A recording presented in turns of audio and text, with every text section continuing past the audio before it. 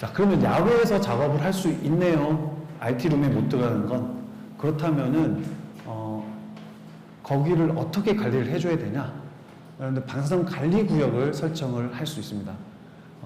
방사선 관리 구역은 뭐 현장에서 보셨겠지만, 이런 띠를 둘러서 표지판을 세우고, 삐뽀삐뽀 경광등을 갖다 세워놓을 겁니다. 요게 방사선 관리 구역이라고 설정을 해놓은 겁니다. 방사선 관리 구역 설정할 때는 어떤 방식으로 하느냐?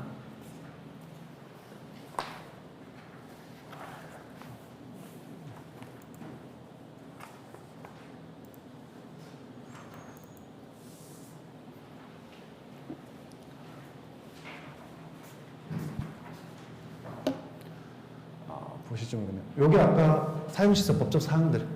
그래서 1번, 2번, 3번, 4번, 5번, 6번까지가 있고요.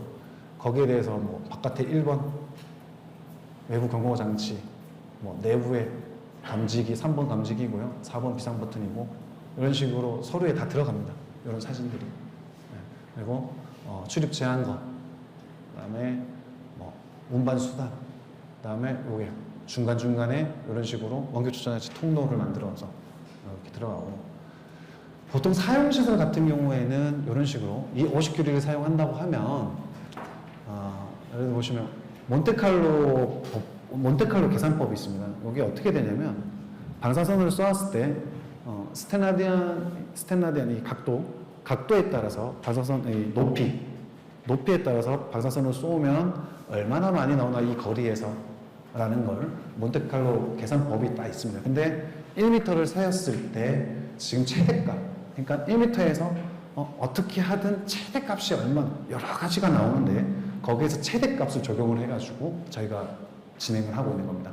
사실상 지금 50큐리인데 사용시설에서 50큐리를 안 써요. 왜냐하면 본사에서 다들 50큐리 이하 내보내고 20큐리다, 20큐리 이하를 내보내기 때문에 최대치가 50이라고 해도 50 엄청 높은 큐리수로 정해놓고 거기서도 설명률을 최대값, 그 높이에서의 최대값을 적용을 시켜서 계산을 하고 있습니다.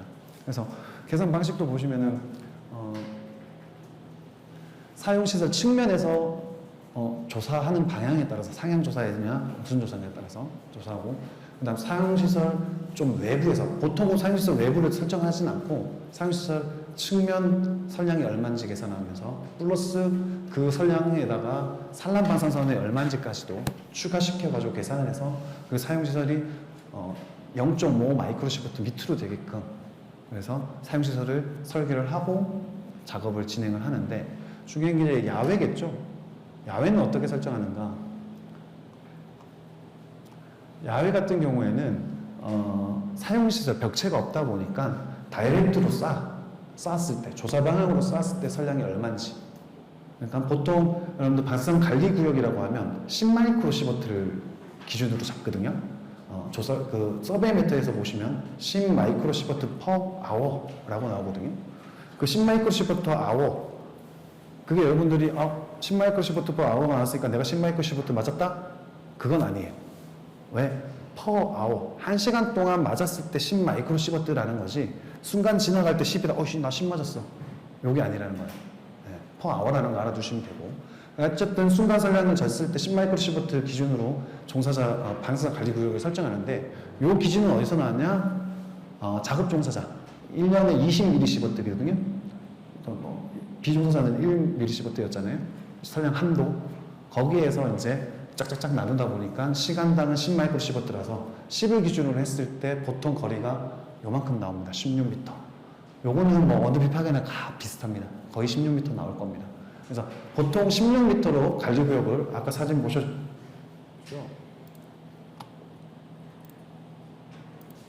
16m 기준으로 방사선 관리구역을 이렇게 설정을 합니다. 그렇다면 이제 요거는 방사선 관리구역이죠. 여러분들 요거 보시면 어떻게 되겠습니까? 한 발짝만 물러나시면 됩니다. 근처도 안 가시면 되고요. 그래서 요게 16m로 작용이 되고, 그거보다 내가 봤을 때 16m 안 되던데? 그런 경우는 어떤 경우일까요? 이게 평가를 했을 때 아까 평가한 건 20큐리 기준으로였습니다. 최고 선량률. 근데 보통 20큐리 가지고 나가는 게 아니죠. 10큐리도 가지고 나가고 뭐 이러죠. 그러다 보면은 거리가 더 좁혀지는 거예요. 그래서 왜 저렇게 좁지? 그러면 아마 낮은 큐리를 사용하고 있을 겁니다. 그렇기 때문에 문제는 여러분들이 빅파의 종사자들이 선을 쳐놨다, 관리구역을 쳐놨다.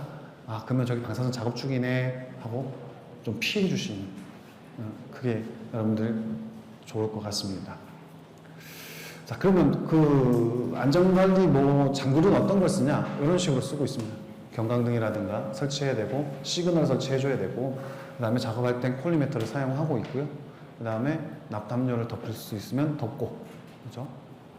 요건 어차피 제가 말씀드렸듯이 그 작업장 개설 신고가 어떻게 났냐에 따라서 옛날에는 이리듐 쓸 거면 무조건 30대 덮어 라고 했는데 요즘 그렇지 않습니다. 신고를 어떻게 내냐에 따라서 달라서 납을 4T만 덮어도 되고 이렇기 때문에 신고서가 어떠냐에 따라서 다르기 때문에 확인해 주시면 될 것 같고요. 아까 말씀드렸듯이 개인 안전 장비를 초반에 말씀드렸죠. 요걸 착용하고 작업을 할 거면 서베이도 가져 나갑니다. 요게 서베이 기능도 있지만은 순간선량 측정이 됩니다. 있지만은 그래도 요거까지 가지고 나가라고 법에 명시가 돼 있어요.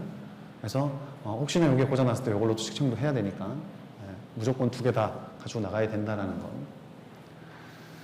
자, 그래서 방사선 관리 구역까지 말씀을 드렸고요. 다음엔 1일 작업량 보고입니다. 여러분들이 작업을 했을 때 비파기 업체에서 저희가 몇몇 찍었습니다라는 걸 통보를 해드리고 통보를 해드린 걸 보통 15일 이내. 근데 이게 발주자들이 초반에 이 법이 제정이 됐을 때는 발주자 보고를 안 해주셨죠. 깜빡하고 매번. 그래서 아마 상습적으로 안 한 곳에서는 원자력 안전위원회에서 아마 검찰에 고소도 하고 초반에 그랬었거든요.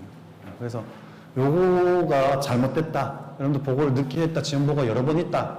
라고 하면 여러분들 아마 요거 과태료가 아닙니다. 벌금입니다.